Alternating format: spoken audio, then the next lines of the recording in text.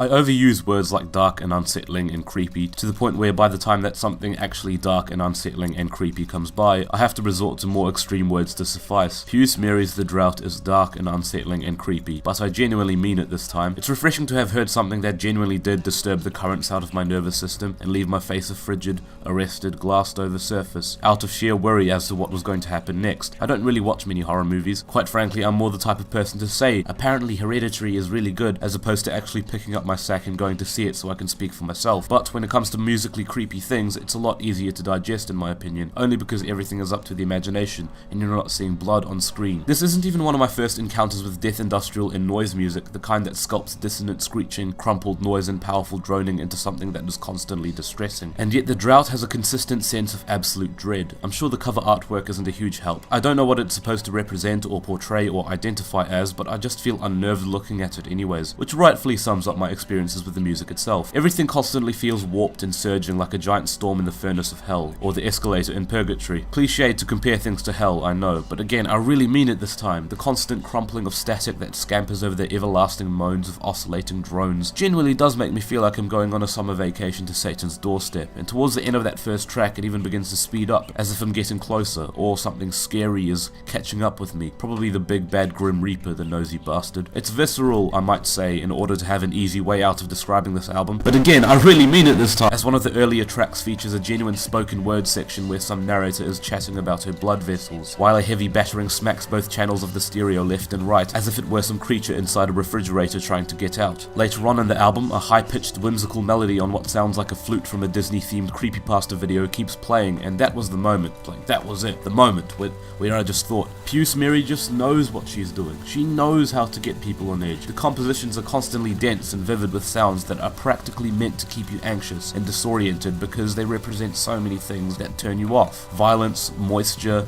messiness, interruption, screaming, gore, all the things that make you uncomfortable, and Puce Mary seems capable of replicating all of them with the sounds at disposal. So well done, Puce Mary. I've only gone and shat myself. 8 out of 10.